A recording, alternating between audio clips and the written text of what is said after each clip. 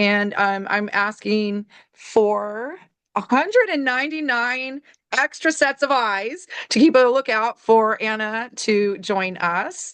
And I will say as we wait, if there are any success stories that anybody wants to share.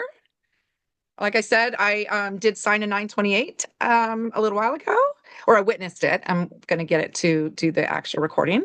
And California is, well, we're just doing great. Yes, we are. And I we have are, some success I can share from Africa. yes, tell This is me. this is very powerful. We actually have a video regarding this that went out. Um, the people that is part of our jural team that we took hands with, I don't know if people are familiar with him. His name is Henry MacArthur. He actually went to our government the 8th of December, and he served them with paperwork regarding the fraud on the bank system. So this is a powerful step for our people in southern part of Africa. This happened on the 8th. I don't know if there's a way that I could have shared the link on that because it's going vital in this point in Africa soil that our people are standing up to our governments. That is amazing. That is great news. That is a Merry Christmas moment, a happy holiday, a whoop whoop for everyone. I'm super excited to hear that. Bravo. Bravo, you guys. And good on him because that is serving documents is not a nothing burger. It's actually filled with a lot of adrenaline and anxiety, and you just never know how somebody's going to respond. Anybody else with some good news to share? May I? Please. Hello. Hi, how are you? Wow, how are you? I'm good. So, I wanted to let everybody know that we have a contract for getting our Continental Marshall stars produced. And so now we need to find ways to help pay for them. And so today I received the first three pieces of silver because it will take three pieces of silver to actually manufacture each star. And so I would like to propose that if anyone would like to send, I will fiduciarily account for all three pieces or any piece of silver you'd like to send. And I'd like to be able to, get those stars funded and be able to send that silver down, and your silver that you donate will be used to produce the actual Continental Marshall stars. So 999 silver or 9.9999 silver, if you have it. No mixed silver. And I'll be happy to put my secure mailbox in the chat. And if you would like to donate some silver, I suggest that you send it priority mail, just for tracking purposes and safety purposes. I also recommend you wrap it in foil. Okay.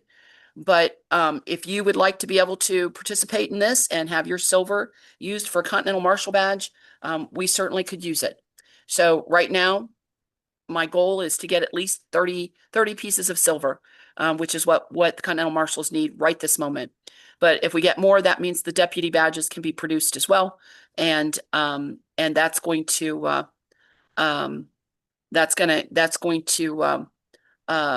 then give them the ability to go ahead and directly commission anybody that steps up for Continental Marshal service.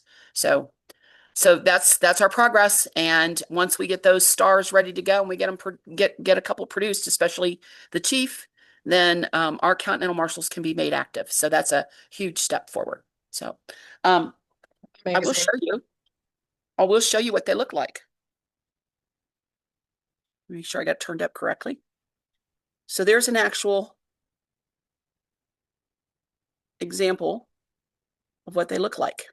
Is that are they smoothed edged or is there, So no, I mean like, okay. Wow. Back. Okay. So this is the front. That has the Federation seal in it. It's very hard to see because there. Oh, there it is. Oh, there you go. There you go. Okay. That There was you go. beautiful. Can you take a picture and put it in the chat? Oh, that's a great idea. Okay. That is nice. That is really So- pretty, Lisa. Yeah.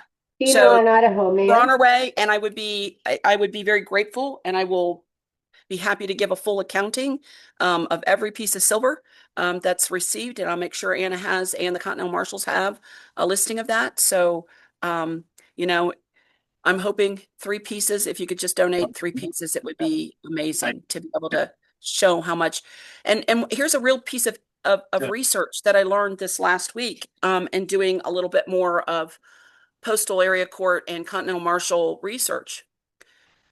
Everything we are waiting on, those of us that have our courts up, are really waiting, especially for our Continental Marshals.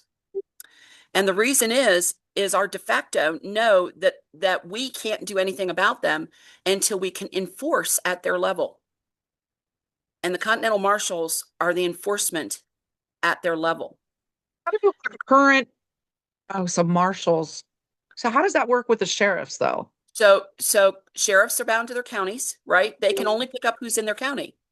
And when it comes to international, state officials, any kind of, federal trespass, that's really in the bailiwick of the Continental Marshals for enforcement. So you have Continental Marshals, then you have your area chief marshals. So whatever your postal area is, 0 through 9, you'll have an area chief marshal that will watch over your entire area. And then you'll have a state chief marshal. And then that state chief marshal will have marshals under him. And marshals are the ones that can transport between counties. They can move all over your state as needed. And so, but they handle that level of federal and municipal state official, basically enforcement on your state. Okay. So this is really key. It will be a game changer when our Continental Marshals are commissioned. Okay. Because now, remember, our Continental Marshals are have a superior concurrent jurisdiction to the U.S. Marshals, right? Okay, so that's going to be really important, and I'm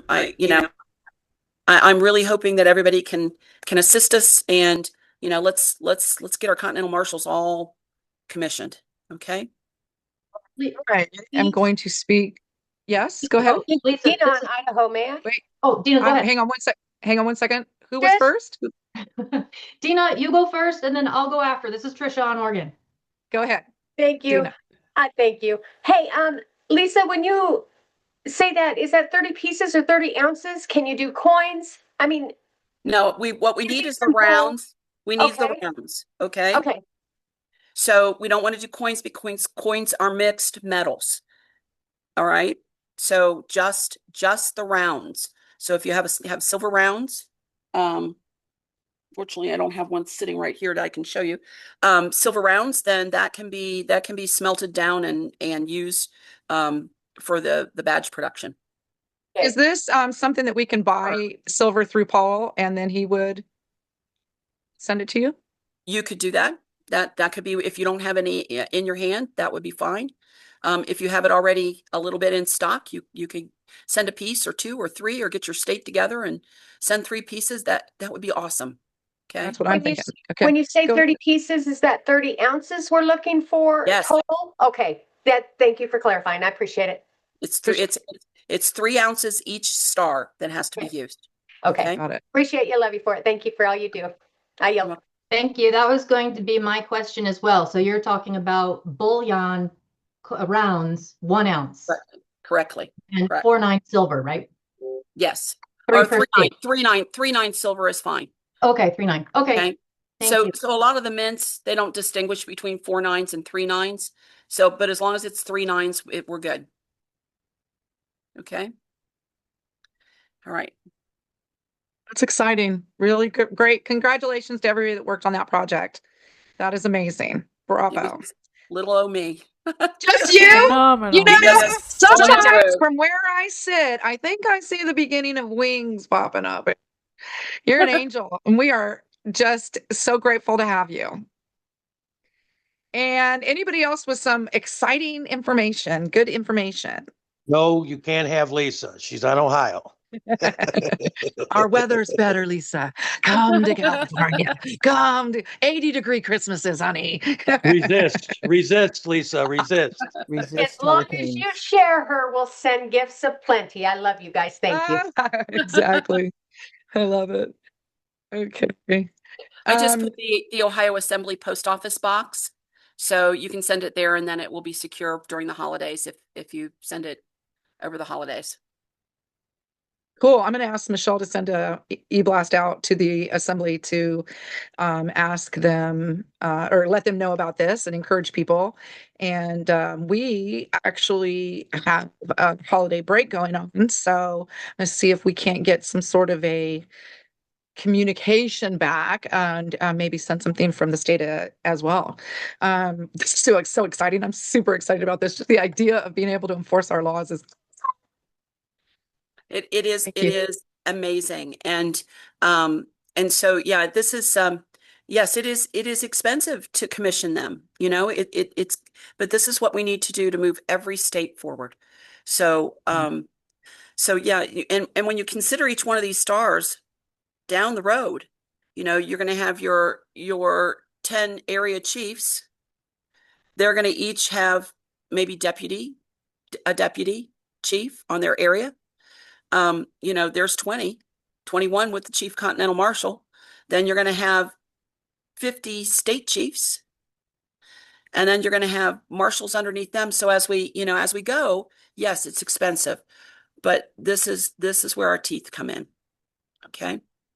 So, May I say something? sure.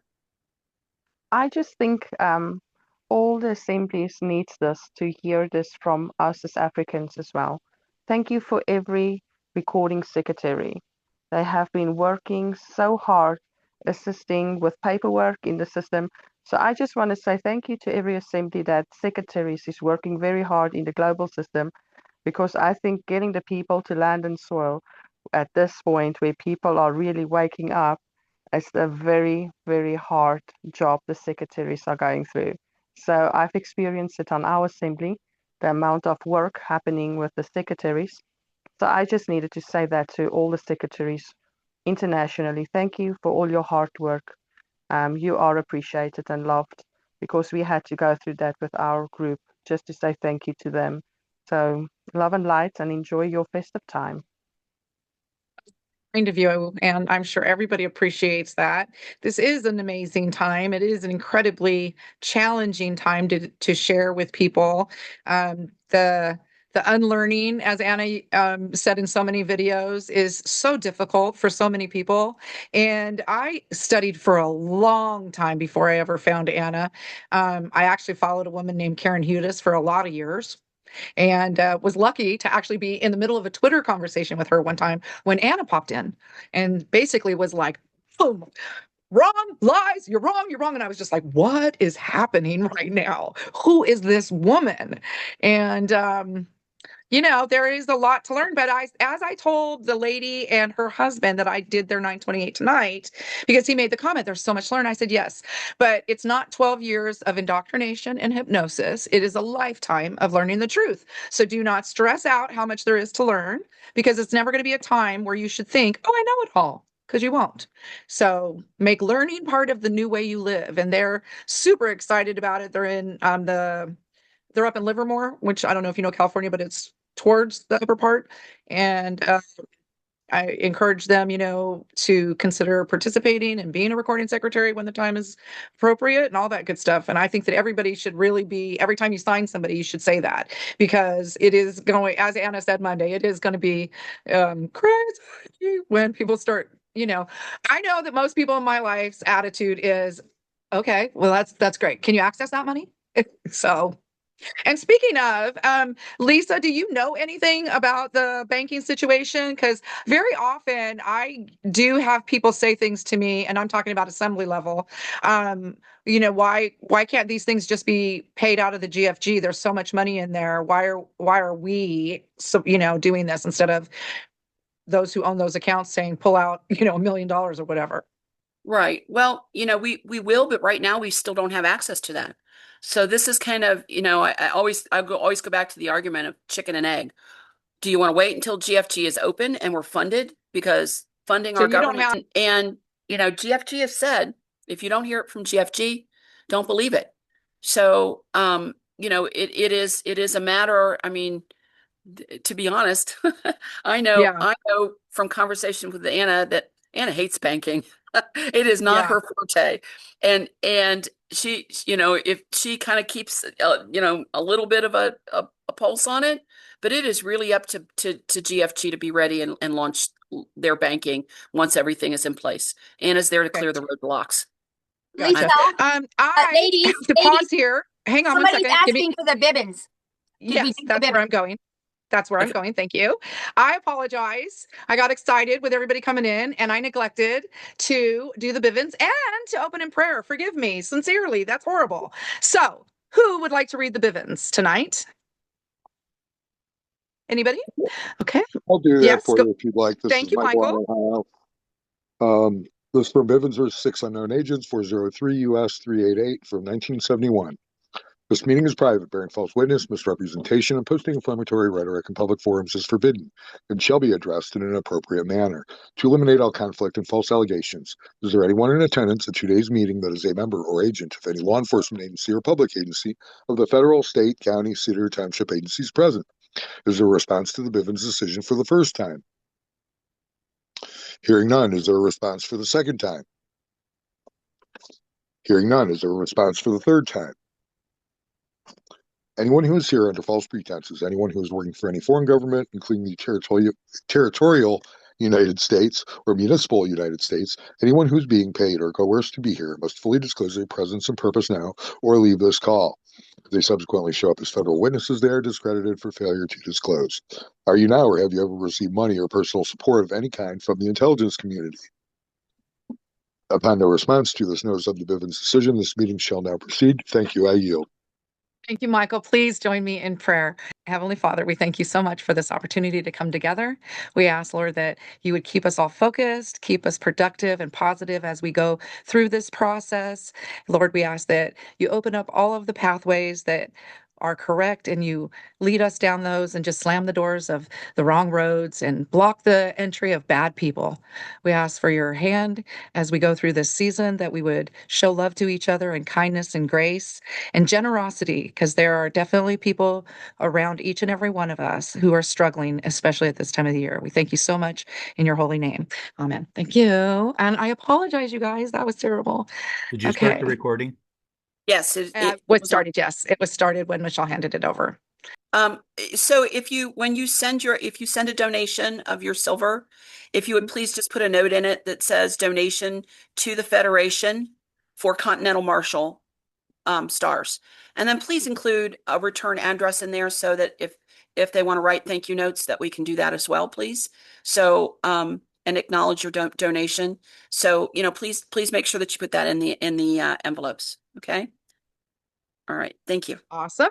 I do know that for those who maybe didn't see the Monday webinar, I can just recall a couple things and say that Gavin Newsom was mentioned, which I thought was very exciting because she was talking about how very soon there will be arrests. And, these bad guys are going to have to answer for their crimes. Now, very soon is a very general term. So I don't exactly know what that means. I'm praying for before Christmas. I'm an incredibly optimistic person. But I would say that in my personal experience, and I do mean like recent personal experience, prayer works. And the thing that I find as a minister for 25 years in prayer, and I do not deal in religion, I deal in getting people to go to God. But what I say is that you should pray out loud because there is power in your voice. And I will just share a little bit of personal good news. My children have barely spoken to each other in years, and they have not seen each other in years. And I have been in tremendous pain over this because I have a lot of grandkids, and it means I do not get to see my grandkids together. I have to spend all my time and money going to different places, which I don't have a lot of time and money. So I have been praying out loud, with fiercity. My children are restored. My children call each other. Well, guess what? My children are going to see each other this next week. No, I wasn't invited, and that's okay. And my kids are older. My daughter's 45 years old. So, for me, that reconciliation is massive because I'm on a ticking time here right now. So I say it out loud. I say it with intention and commitment, and I own it. And I recalled this week that for those who follow the Bible, Jesus said to say thank you before you pray. And I have a habit of being pretty thankful, to be honest, in my prayer life. But not a bad idea to say thank you before you ask for something, because it sets the intention that it is already received, which is in fact the point of faith. So I claim and I say thank you, God, for all the silver being sent for these Marshall stars. And I say thank you, God, for the health and the safety and the happiness and the joy for every land and soil person all over the world. And for those that are on that ledge, that they would feel that truth that lives in us, and they would live boldly and go for it. And I think that, we are the light, and we don't have to do much except just truly shine and share the truth. So I'm just going to encourage everybody to live boldly as we go through this season. And that's my little sharing of good news. Does anybody have any questions that they maybe want to ask? Because maybe Lisa actually has an answer. And Hey, Kim. I'm gonna ask you in honor to speak if you were the first person with your hand up. Who would that have been? Rebecca Roberts. Thank you very much, Rebecca Roberts. Would you like to ask a question that Lisa may be able to answer, or somebody else in the meeting here? Oh, hi. I just came back to my computer. Are you asking me if I want to ask my question now? I just missed the first part. Oh, okay. Yep, that's So I had an interesting thought around the sovereignty that Anna wrote about in one of her articles. I thought maybe someone might know about. So she writes in this article, if you don't mind me just reading it, she, just because you caught me a little short notice here, sorry about that. So this was really interesting because it made me start thinking about sovereignty. And remember, Anna talked about, sorry, I should start my video. Anna talked about sovereignty and the founding fathers. And she also spoke about this lineage of being given the sovereignty for the American establishment of our Constitution, our Declaration, etc. So we had that bestowed on us for being Americans. So what happened in the article, which was so interesting, and I just think it's important as we look into the future to know really more about sovereignty as we work with other nations, etc. She writes in one of the early paragraphs in this article a few days ago, "We applaud Charles III for exposing Starmer's collusion with the EU to surrender national sovereignty." And then she's saying he's worthy of a king defending his country at last. So my question is really to bring clarity to how can Starmer, who is a corporate CEO, have anything to do with giving away national sovereignty or whatever it was, like he was kind to surrender it, yeah, to the EU or in front of the EU. Like that isn't even something that he could do as far as I'm concerned. So I wanted Anna to see if she could explain that, or maybe he was just Starmer, meaning, was just throwing around his weight and trying to upset everyone. He was really just, it's all hot air because he can't give away England or whoever's sovereignty anyway. So I just wanted clarity on that. And I love Anna talking about the history and stuff. Helps us to comprehend, when we start working with just other nations, for example. So with that, I yield. Lisa? Thank you. Lisa, do you have any answer on that, perhaps? Insight, anything? Sure, I might have a little bit. You have to remember how the British government system is set up, Rebecca. It is their governance system is the House of Lords, and all of the lords are sovereigns. Okay, now that is the way sovereignty even trickled down in some ways to us. Was that there were several that had sovereignty, direct sovereignty, and they loaned that sovereignty or gifted that sovereignty to all of us with the Treaty of Paris in 1783. Okay, James Belcher's family being one of them. All right, So if the House of Lords in England would have been convinced by Keir Starmer, who is basically their CEO, their prime minister, CEO for the corporation, and he was able to convince the Lords to hand over the sovereignty of England of the English, then it could have been possible that way. And it was good that Charles stepped in and said, no, that's not going to happen, because you have to remember the separation between the British the British corporation and the actual Kingdom of England, right?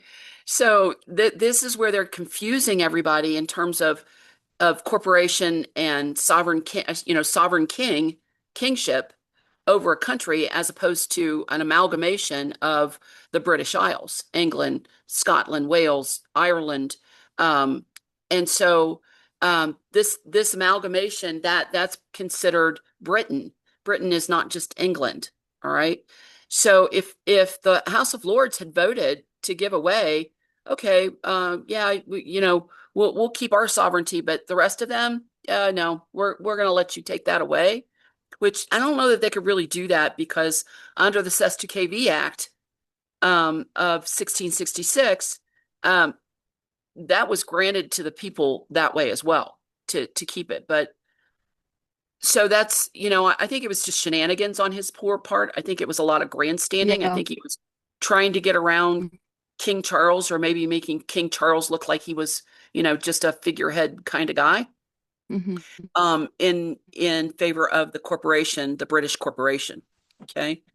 So Charles just more or less said to the Lords, nope, you're not doing that. And this is not the way this is going to happen.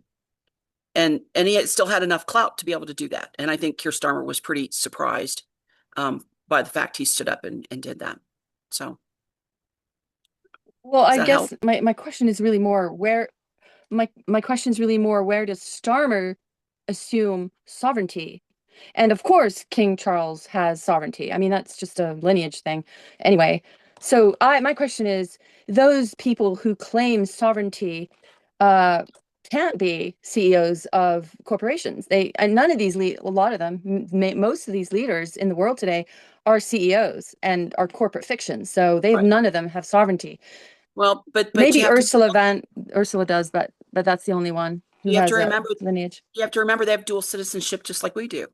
So when they're at work, part of the corporation, they're a corporate citizen, and when they're not, they're sovereign, right?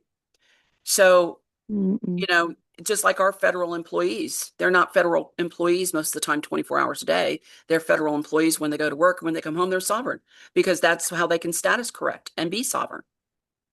We have a special status correction for that in 1779. So it would be somewhat the same. So we would have to investigate Keir Starmer's background to see where his background would be, and if he has that sovereignty from his family. Right.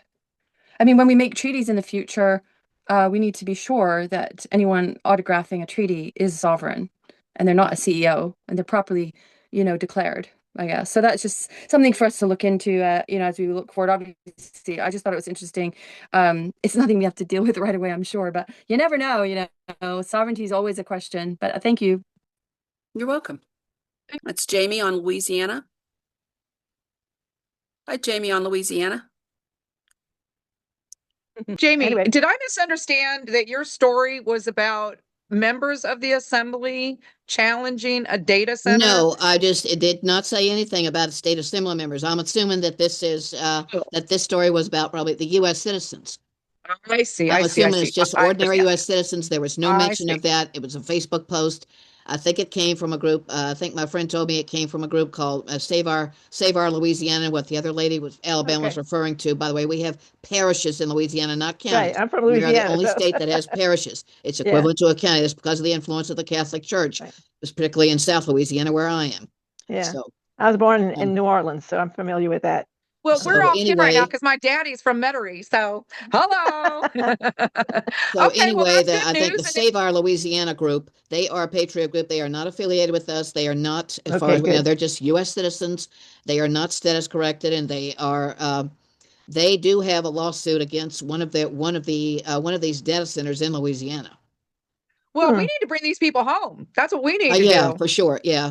I've already told some of the members of my assembly as a co-coordinator that we need to contact them and say, get them on our side, get them to change their status, and let's fight together there. So, All right. Yeah, that's good. All right. All right. So may I, Kim? Yes, please. I did put a document that Ohio is getting ready to issue out in the chat regarding data centers, because there's really several issues with that. First of all, those data centers are not going to provide any type of real tangible employment, so there's no economic benefit of them to the state. Right. That's number one. Number two, they're going to require all of us, the people, to fund and subsidize the increase in the electric grid in order to run their businesses, for which they're going to have a preferred rate and we are going to get sky high rates. And that's number two. Number three is that the data centers will consume an inordinate amount of electric, and in their peak hours, they're going to be shutting your electric off to feed the data centers. Mm-hmm. And number four is that those data centers, they're parking right over the top of your state's viable and largest aquifers, because they also need the water for cooling. And the problem is that they have water for cooling. However, if they put loops into your aquifers, it's going to warm the aquifer up and ruin the water source with algae and bacteria from the warming of the actual aquifers. And so those four particular issues are issues that every state should be fighting, because they're going to take up your clean water, and they're going to ruin your sustainable water sources, and you're the ones that are going to pay for these corporations putting their AI data centers on. And so we put that notice together. You might find it helpful yeah. Okay. I do want to say Paula's phone. Thank you. 1 second. Paula's phone. I want to say thank you so much. She put up in the chat, Meta pulls out of Alabama Edge campus after county demands full tax transparency 2025. So there is meat on the bone on that story. And that's exciting news. We need to bring these people posted home. the link to it. Is above Paula's post. I mean, honestly, people should be reaching out to these groups, because these groups are doing stuff and they probably aren't even aware of all of the great news that is now in the now space and in the future space of our world. So, yeah. Okay. Thank you for that, JB. And may I? I'm sorry. I don't want to jump ahead Tammy. of. Hi. I don't want to jump ahead of people that have their hands up, but this is in response to the data centers, because this is something that our state has been dealing with as well. We've noticed our de facto employees here. And in our research for our state anyway, and I'm sure that this is happening on many other states as well, is that going back to the early 2000 teens, about 2012, 15, somewhere around there, this is all a part of the new Green Deal, right? Green energy, whatever, blah, blah, blah. And they started shutting down all of the power plants. I think they've only left 2 up in this state. And then what they ended up doing also, when they started shutting down the power plants, is they were replacing everything with solar panels. And if you look, I'm sure, on other states as well, they were offering all these different incentives for people to put solar panels on the roofs of their house and whatnot. But those solar panels don't provide anywhere near the amount of energy that the power plants were producing for us. And so simultaneously, when they were shutting down the power plants, they were also putting up more data centers. And because those data centers are sucking up so much energy, they were low on providing energy, and we had brownouts this past July. And what they ended up doing then was buying power from Ohio and then charging the people for that power. So in our notice, we said we wanted them to halt any more data centers going up without full transparency and a meeting with our government and other, of their constituents, because we are also in contact with other groups like these groups that you're speaking of that had some progress with shutting down a data center in Alabama. We're also in talks with those kinds of groups here, and we're teaming up with efforts with them. Some of them are very tough to convince of these kinds of things. I think with some timing, they will eventually come around. But with these data centers, if we don't put a stop to it, I don't remember, I think Lisa was saying that they are going to turn around and charge you. They're already charging New Jerseyans. Our power bills are doubled and tripled. We have elderly people that are on fixed incomes that can't even afford to pay their electric bills. I mean, it's a travesty. So, we have a notice that we put together as well. We did not get any response from the de facto. However, we did get a bigger, so they offered like a $50 discount or credit for 3 months. I want to say it was August, September, October months. We told them that that wasn't enough, and that we wanted to come to the table and discuss, and we needed full transparency, and that they are to halt any more projects of new data centers going up. We will be following up with another letter come January, but they did offer $100 credit. So they increased it, $50 more, which again, isn't enough. That's not fixing the initial problem anyway. But anyway, I yield. That's all I had to say. Thank you. I appreciate you. That is good information. It's on. I really encourage people to connect with the individuals talking, because if you are on a different state and you are active in your assembly, I am in California as the moderator, as a recording secretary, as soon to get my state coordinator position once fully vetted, and of all things, I am starting an education committee, which, oh my goodness. It's just literally going to be like blind leading the blind, trying to just read and learn together. But my point is that I think very often, especially the people that aren't really participating in the assembly, that just sort of show up and monitor and cast a vote or whatever when necessary, I think people don't know what to do. And, I mean, we say, come to the procedures meeting, we say, participate, but I think it's really seeing that somebody did something like, hey, you see this letter? This is literally what, Alabama did or whatever. And having the ability to sort of, use it as a guide and an outline. And also, just the truth is, it gives you confidence. So I think sharing this stuff is super important. And I wish there was a website where maybe we could post stuff to share, because I don't think that's really something that we have right now. It would be amazing to maybe on the TASA site or something. I don't know. Something else to talk to Michelle about, to have her talk to the Federation about. But I think the replication part of this is going to be a real key, because nobody wants to reinvent the wheel. Mike? Yeah, I guess I could ask, maybe somebody else will know. I tried to find out if the peace flag was flying over at the UN. I hired a photographer to go over there and take a picture, and there was only the UN flag. There were no other flags flying. So I don't know if that's because they only have their big real session in September, but they're open throughout the year. So I don't know if anybody knows more about what goes on at the UN, but it'd be nice to have that, at least for showing people that have an interest that, we can't get them over the hump, to show them, a chain of truth that goes back to the peace flag being flown someplace other than our house. And then similarly, I was just going to ask Anna if she has gotten anywhere with the court getting that minute order. But let me pause you, because Anna is with us now. Hello. Oh, okay.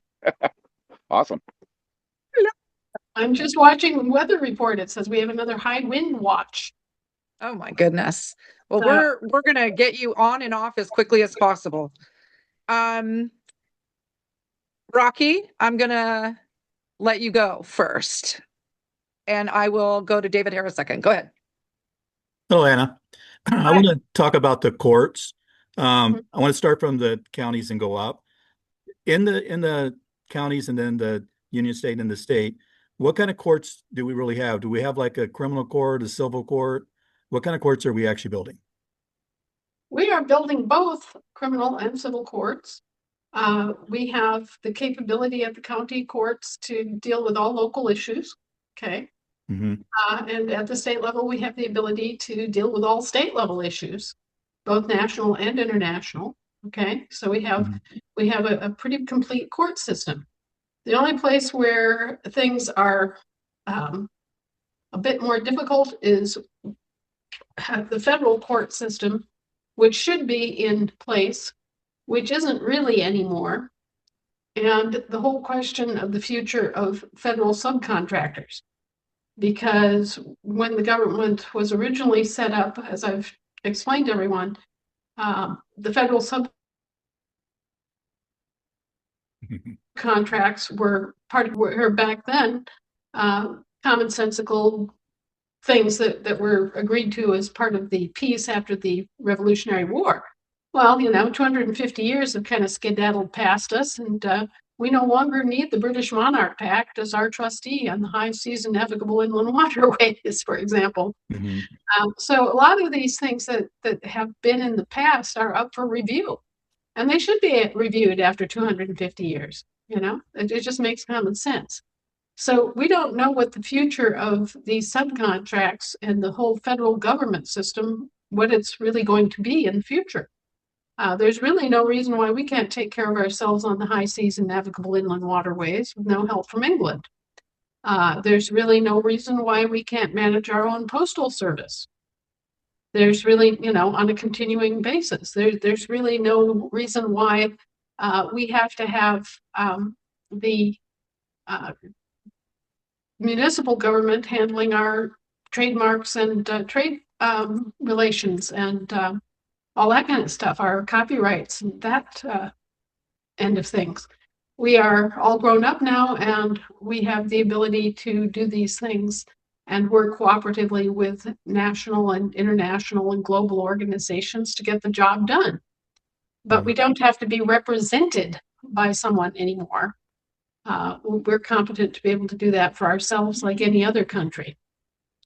So I think that we're going to go through a review process of what are the federal government functions, why are they federal government functions, what kind of courts are needed to oversee federal functions.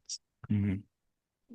Okay, one of the questions I have is, say you have an ASN in 2 different counties. Which court would you actually go to? Wherever the incident occurred or the controversy is engendered. So in the county that it actually occurred in? Okay. Right. If it's with an ASN and a corporation, which one would you go to? It depends on whether the, what the jurisdiction of the incident was, the subject matter of the cause of the controversy. If it's a personal injury suit against a corporation, for example, mm-hmm. Where did it take place? Okay.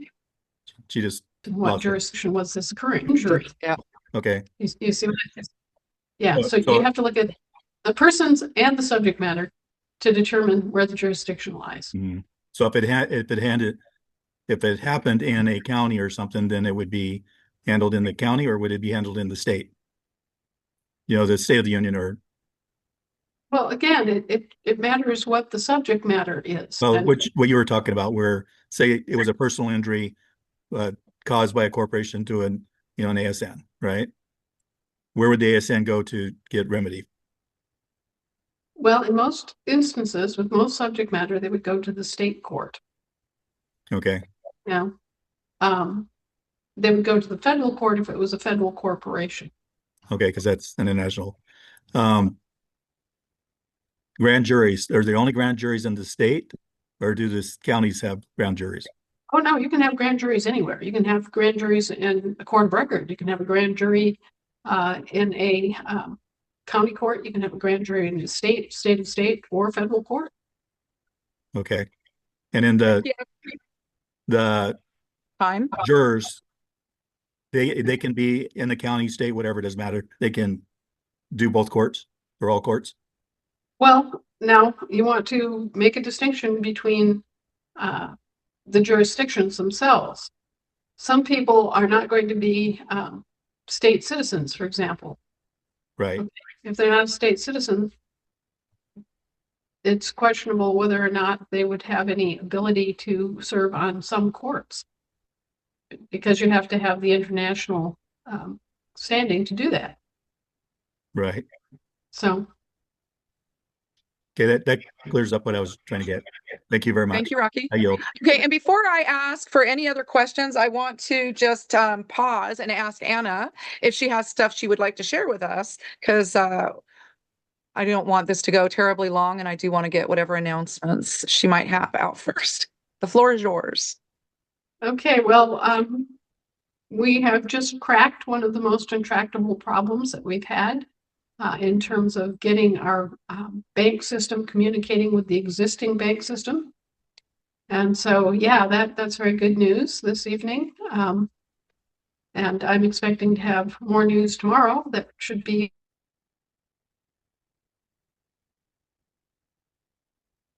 even broke up.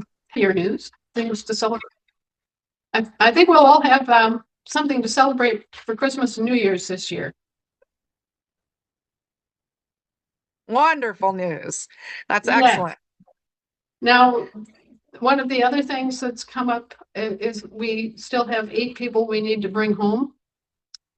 And we're having a lot of struggles. We have 3 families in the Federation that are undergoing considerable havoc, just trying to stay warm and stay, continue working because of attacks. I've been attacked. There've been several other people that have been attacked. Now the impetus is going back in the other direction now, but we're still suffering through the last probably month of having to deal with what they have already done in terms of damage to individuals and families. So we've got a family in Portland, Oregon that is without food, without the means to get their car fixed. We've got a situation here in Alaska where one of our people, their furnace went out and they don't have the means to fix it. I mean, there are several situations like that where our employees are suffering because there simply isn't the funding right now to be able to make up for their losses. And so we've got that going on.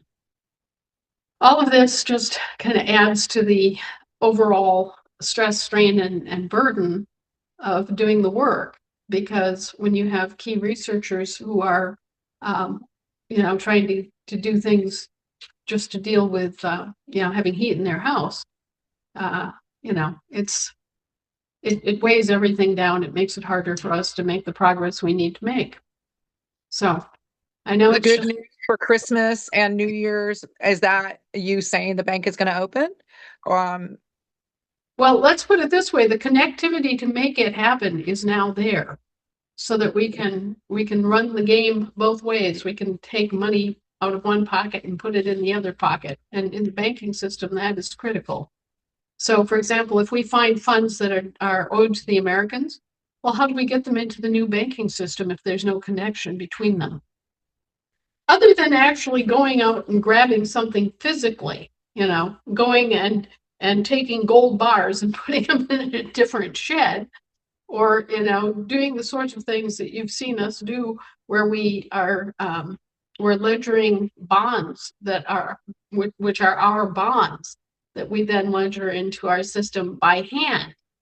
Okay, but you can imagine the bulk of the banking system is all digital. It's all on different kinds of receipts and records. And if you don't have the connectivity, here's somebody with their hand raised and saying, oh yeah, we have $750 trillion that belongs to you. How do we send it to you? How do we get it to you? Ones are fine. Just send the ones. Right. So I guess what I was asking really, if I'm going to be as transparent as possible, is I know that there's all these different accounts that are getting, funneled so that it's easier for us to manage. But those with the GFG set up that have some deposits in it, is it possible that money would be available so that somebody could buy a furnace, somebody could whatever? That's what we're talking about with the connectivity. You have to be able to connect both systems. Right.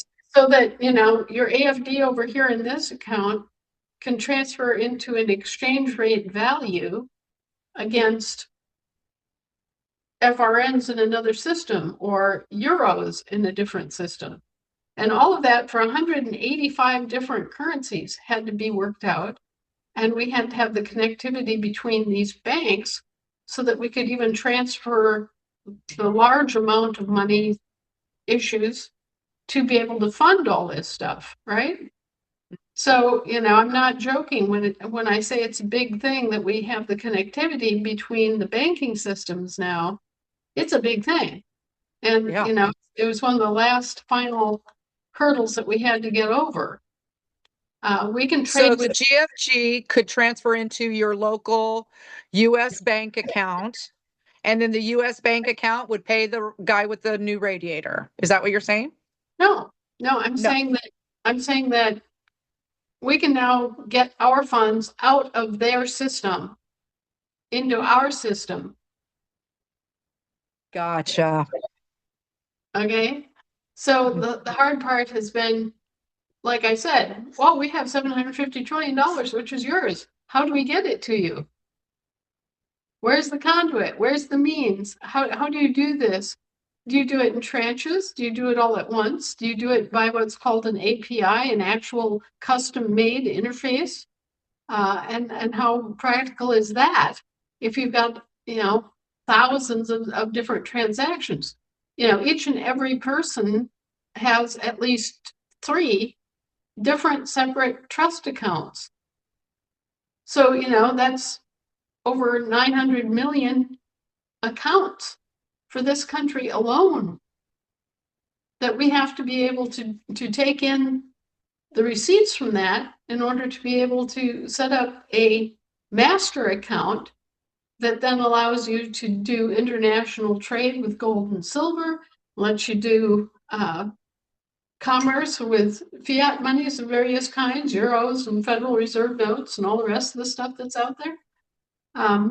It's really mind-bogglingly complex once you start really grappling with it. But, the most important part, or the most one of the hardest parts has been simply having the connectivity to the existing system, which would allow us to transfer large piles of money or assets without going through an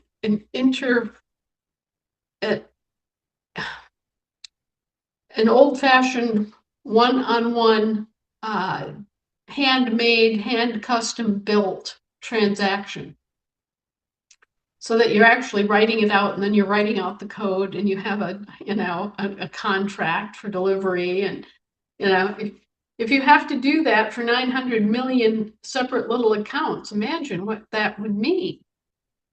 900 million. We need it to be automated.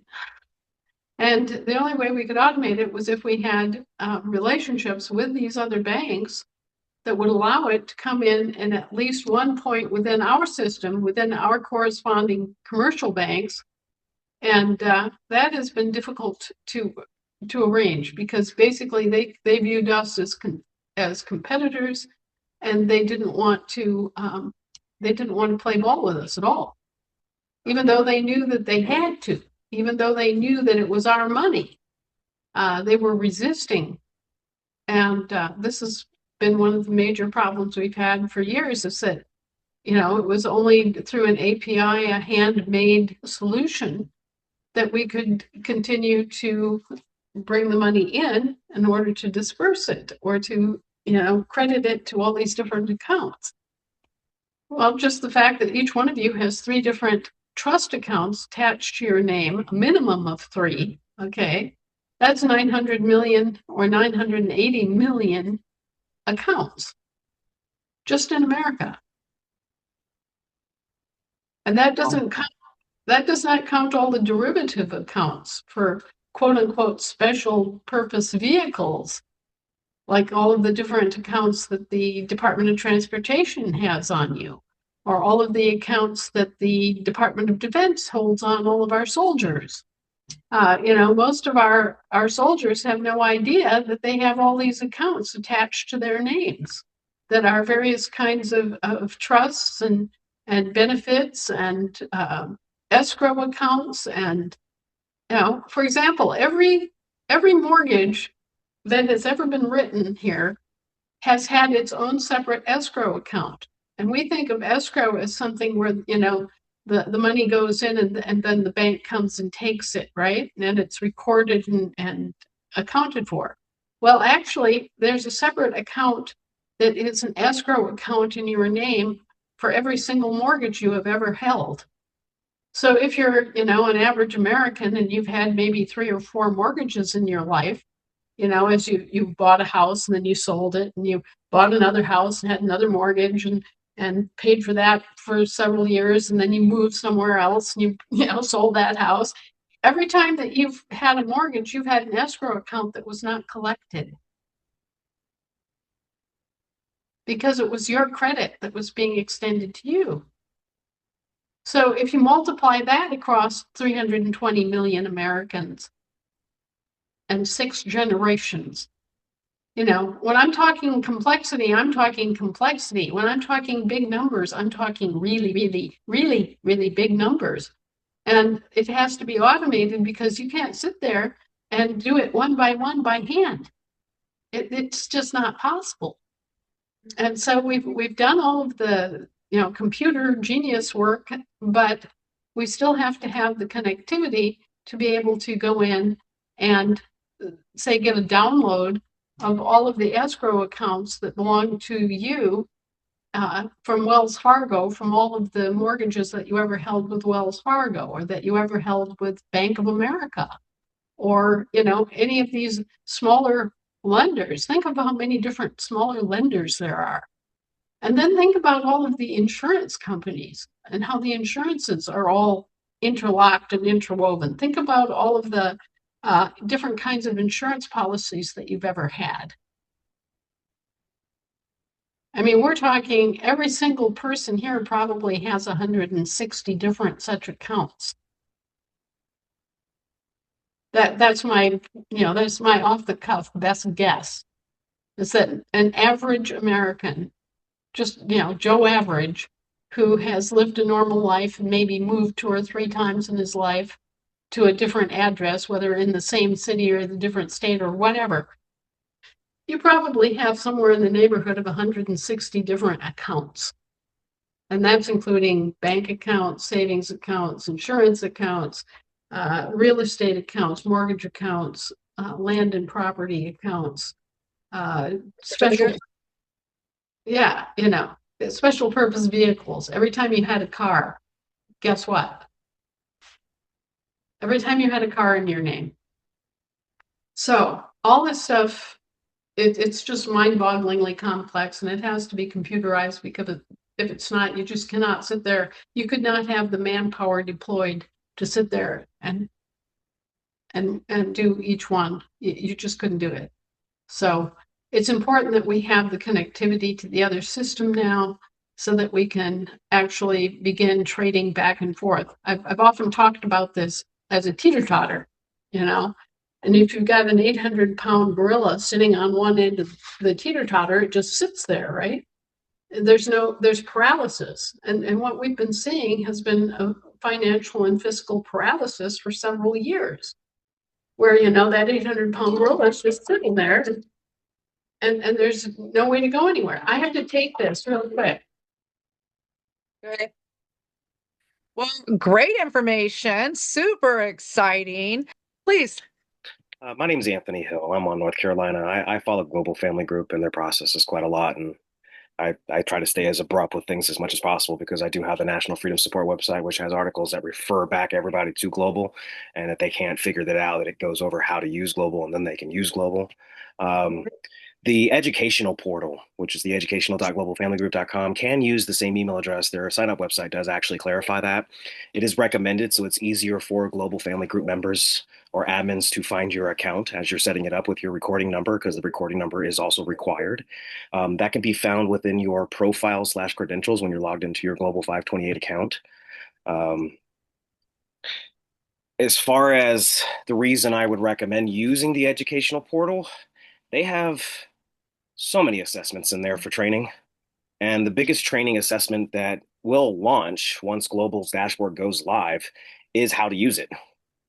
It's currently not showing how to use it at the moment because it is locked because they haven't launched it live. But when they do, you'll be able to utilize it. This was also illustrated to vendors. When vendors receive their email, their first step was to set up their business listing account. After they set up their business listing account, then you will receive communication on how to use the dashboard, which will come at a later time, which is what everybody is waiting on. That is also locked in the training portals. So once all that is live, you'll be able to go through the training. The reason I recommend using it is because it covers a lot of things. It covers how to use the educational portal. It covers how to use and set up your global family bank account and how to use the dashboard when that's live. There is an educational portal on training how to go over your documentation and understanding what each document in the 928 packet is for. It's very important. I recommend everybody to sign up for it, whether if they have or not. It'll help relieve a lot of questions and concerns with Global. Another reason I would recommend using the education portal, let's say, for instance, your assembly has a specific question on something specific that is Global related. They have a Q&A section in the education portal on those subjects and training material that you could ask and get one-on-one answers from a Global family group rep. So it's basically, the portal is to help alleviate a lot of the questions towards Anna, because I know she's getting overwhelmed with having to repeat herself like constantly. And Anna, if I'm wrong, Anna, if I'm wrong, correct me if I'm wrong, but it's going to go vendor, then, living men and women, then it's going to go to your assemblies. So just all I ask is everybody be patient. And in the meantime, sign up for the education portal and learn the information so that you can review it. And that's it. It's great information. Thank you, Anthony. And you're right. Everybody does need to probably get prepared to start learning that. And also, maybe don't stress that you don't know yet. It's going to be there. And, that's the point of doing it at your own pace. But do it so that we don't, like you said, have a lot of redundant questions that just become kind of mind-numbing, especially for Anna. Whenever you're ready, you're welcome back, Anna. I'm here. God help us.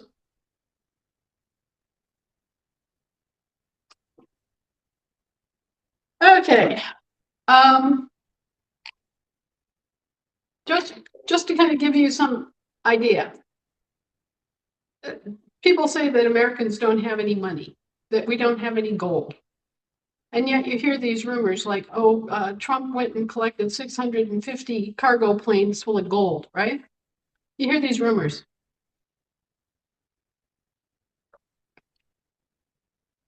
I have to be on the big picture end of it, where that kind of amorphous description becomes real.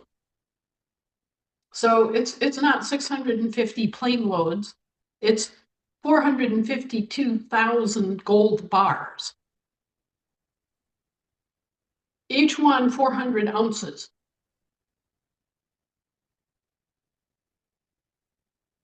And that's one account.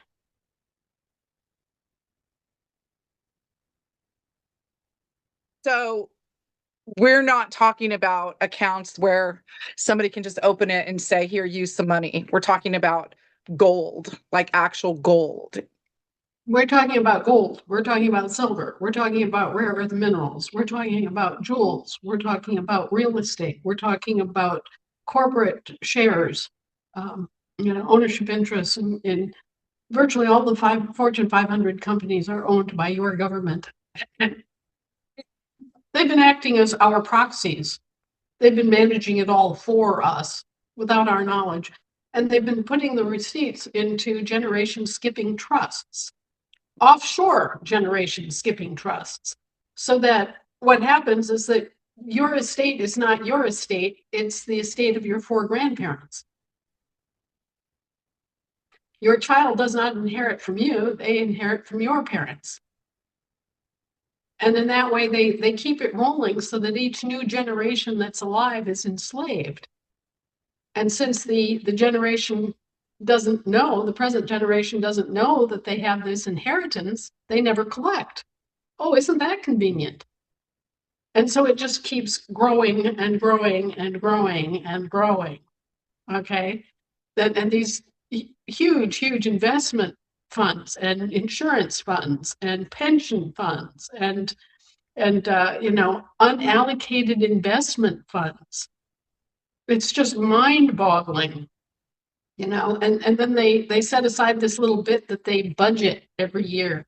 They let everybody focus on the budgeted amount, and all of these fights in Congress and all of these fights in the state legislatures, and everybody glues in on that and takes it so seriously. But that's like 1% or 1/10 of 1% of what's actually there.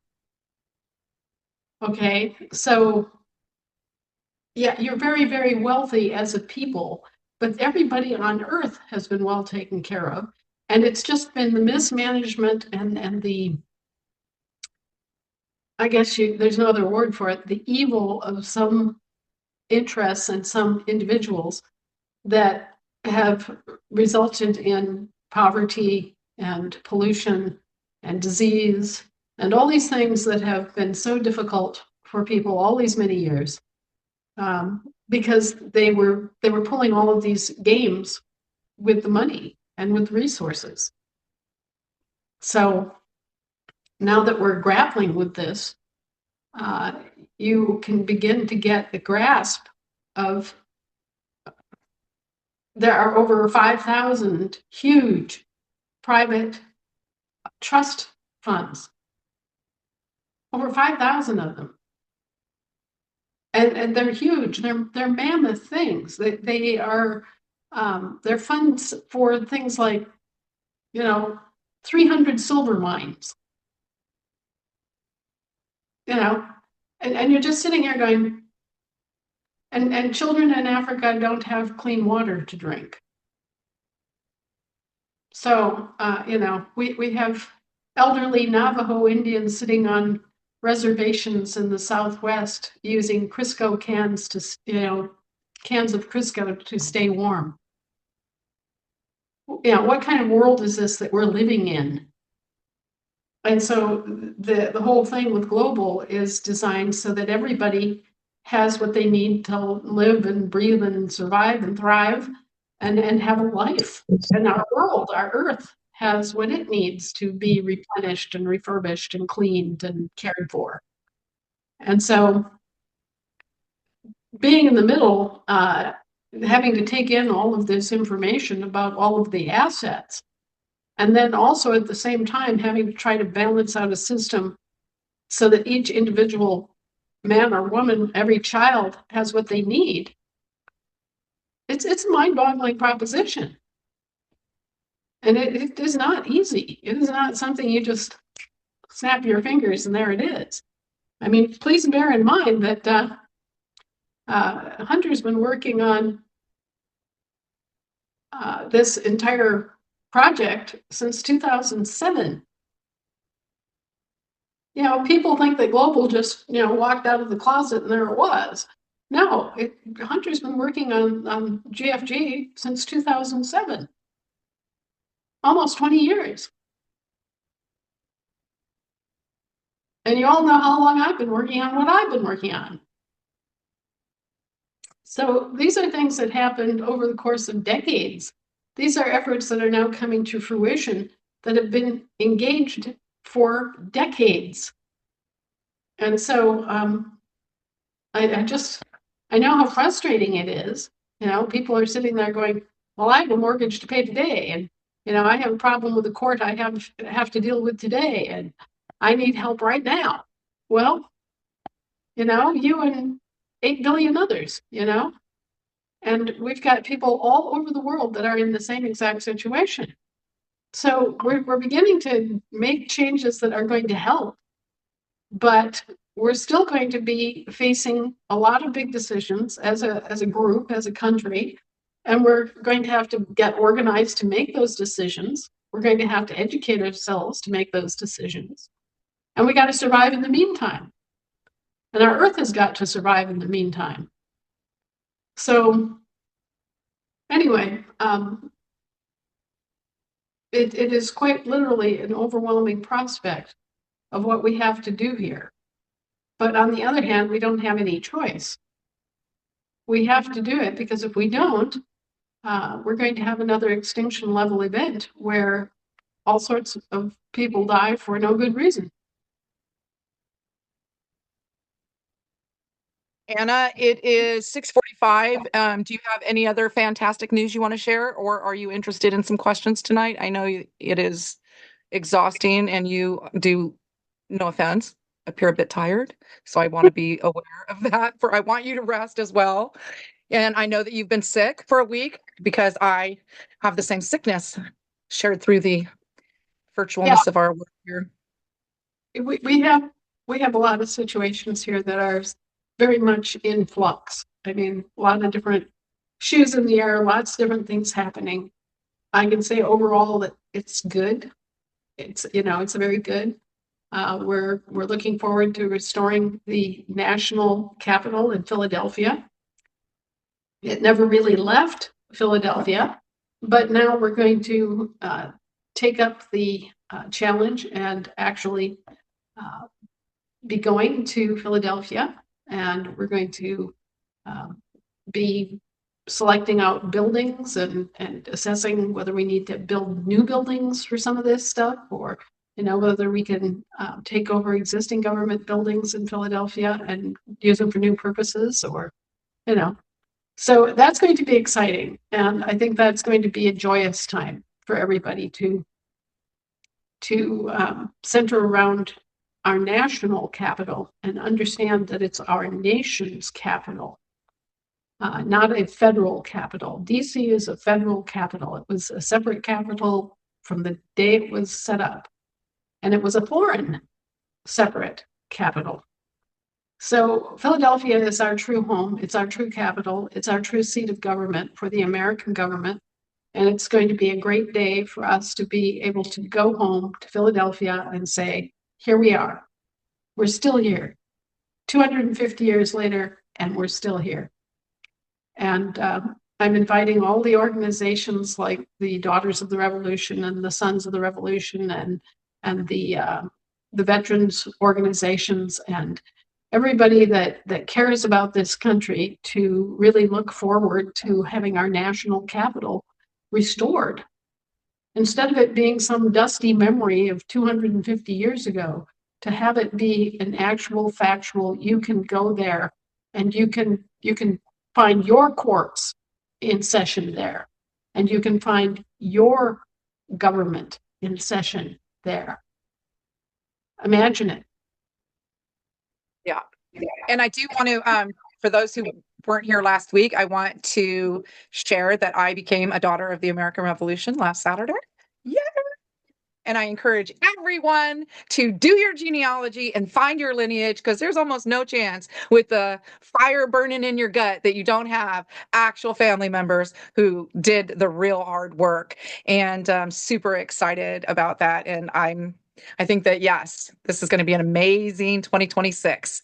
How about a couple of questions? Just a couple? Sure, let's go for it.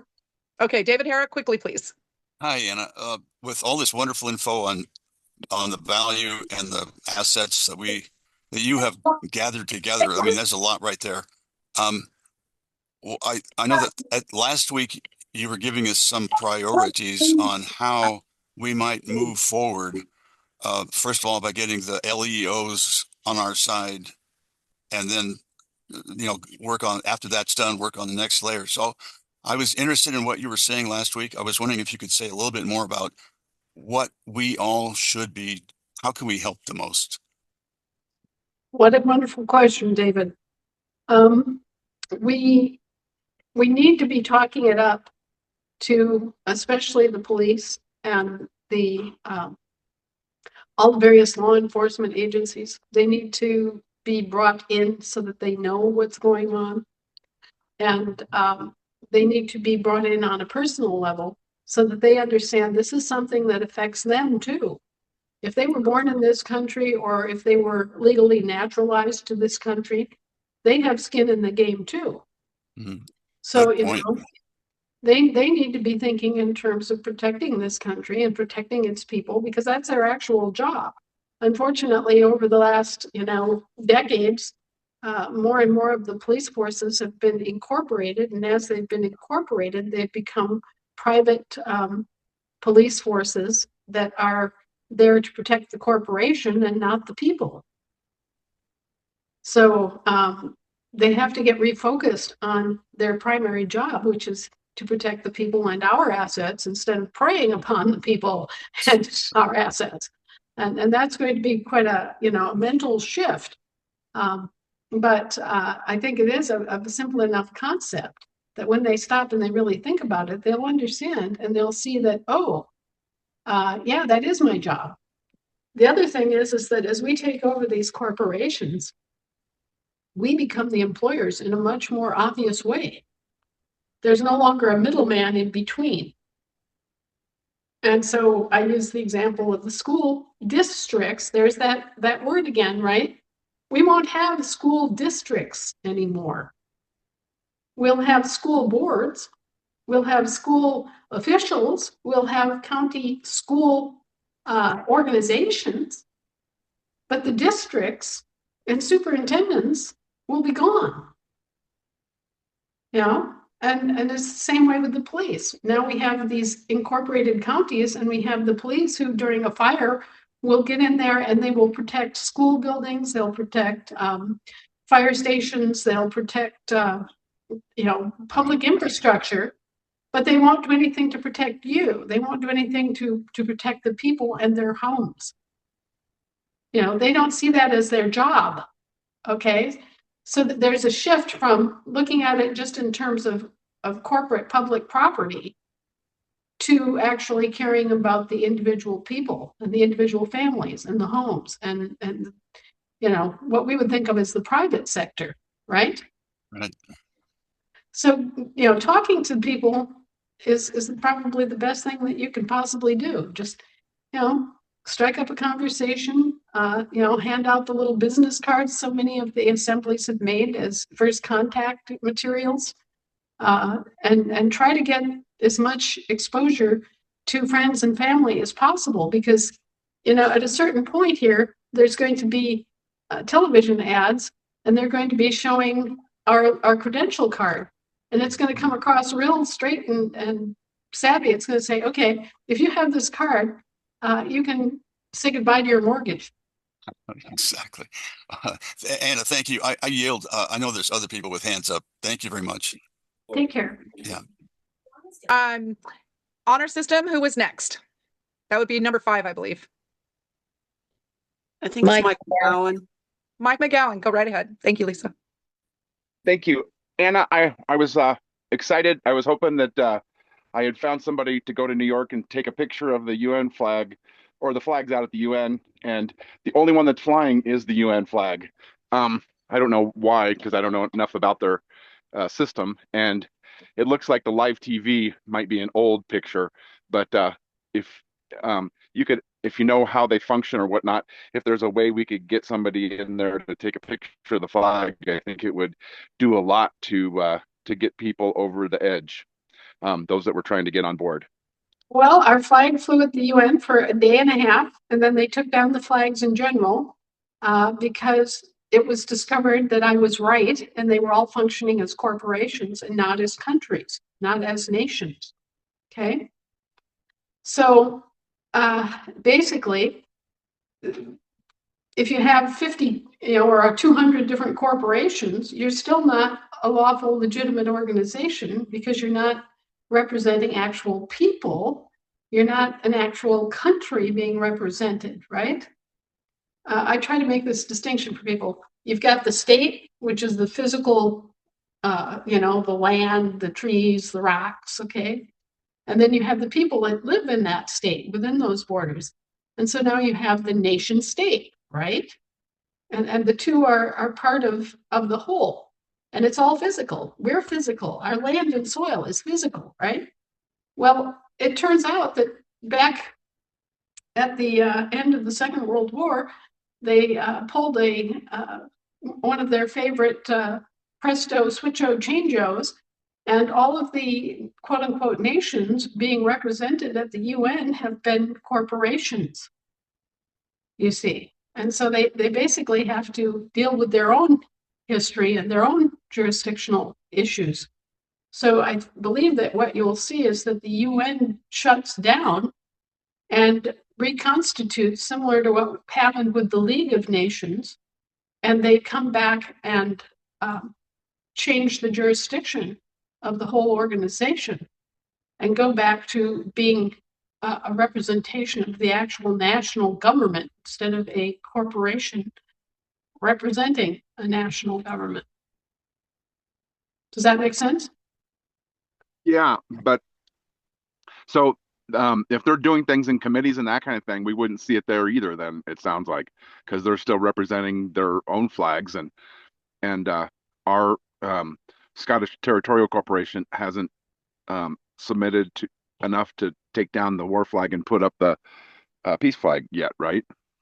Right, because they're all corporations and they're all continuing on in this territorial jurisdiction instead of the national jurisdiction. But you see the problem. If you're advertising yourself as the United Nations, but functioning as the United Territorial Corporations, there's a problem. It's fraud. And so they have to get themselves reorganized, right? And this is, I tell you, I am such a thorn in everybody's flesh. They wish I would just vanish, I'm sure. But, there you have it. You can't call yourselves the United Nations if you're actually functioning as the United Territories, much less the United Territorial Corporations. And so they've got some very major restructuring issues to deal with themselves, you see. So I guess the important part is that we have the support and the agreement that allows us to go forward here and collect our own stuff and run our own government. And we can make of it what we will from here on in. And when they reconvene and reconvene, it will be as the United Nations, meaning the living people, not the corporations, or it will be something like the Union of Countries, or they'll come up with a different description, which is true, that represents the lawful government instead of any kind of system of corporate representatives. I appreciate you, Mike. Lori McDonald. Sorry, Maldonado. Thank you. Just a quick question. I was on the World Court's website and I couldn't find anything about our case. So I was wondering where that's found. You won't find it. What you're going to find is an inheritance case. It's not a case per se. It's about the settlement of an inheritance, and the inheritance are all of these the Roman inferior trusts. Okay, so what's going to happen is there will be like an announcement, or you've already seen one proclamation, and then you'll start seeing that all of a sudden everything changes. The World Court basically recused itself from functioning as a court because of the same issue that I just described to you, that they're not really the United Nations, they're the United Corporations. Right. And they have to go back and change their form in order to be represented as a lawful court. So they have the same problem that the United Nations as a whole has, is that they have to return to lawful government in order to have their lawful court process in place. So they're going through the same sort of restructure and the same kind of issues that we've already discussed. Right. Well, you're saying the mortgages will go away soon. What about car loans? Is that included as mortgages type things, or is it not even on the table? You basically won't have any debt. Okay. And I yield, unless you've got. No, I know this sounds crazy to people, but really they were loaning you your own credit. And so you don't have any debts. Right. You know, the whole thing was a kind of a con game. And Right. so, Dipping.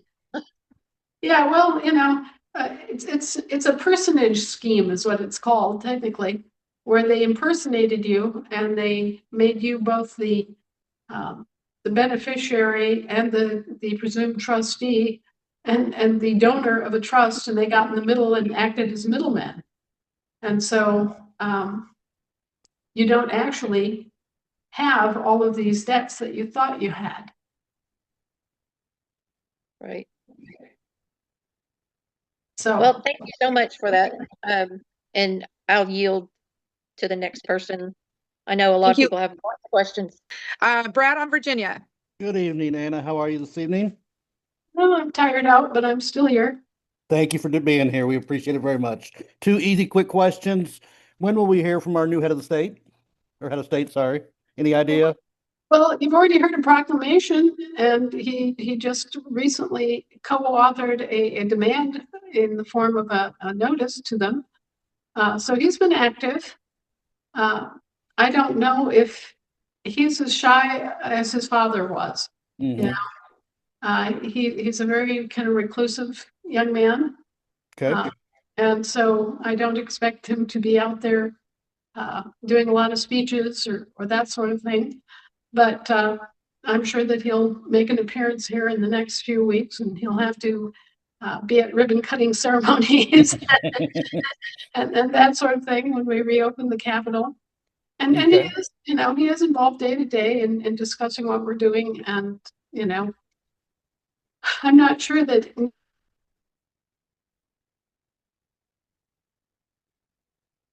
either he or his father had interest in government or politics of any kind. They're very apolitical people. So they're more in it for the sake of the people and making sure that the people are protected. Understood. Understood. One other real quick, Clean Resource Acts. I know I'd hit you up that, just checking in on that as we're working on our directives here in Virginia. Right. You know, I have to go find that. I have not found it yet. I did read it. It did come over our desks here. And it was generated at the state level.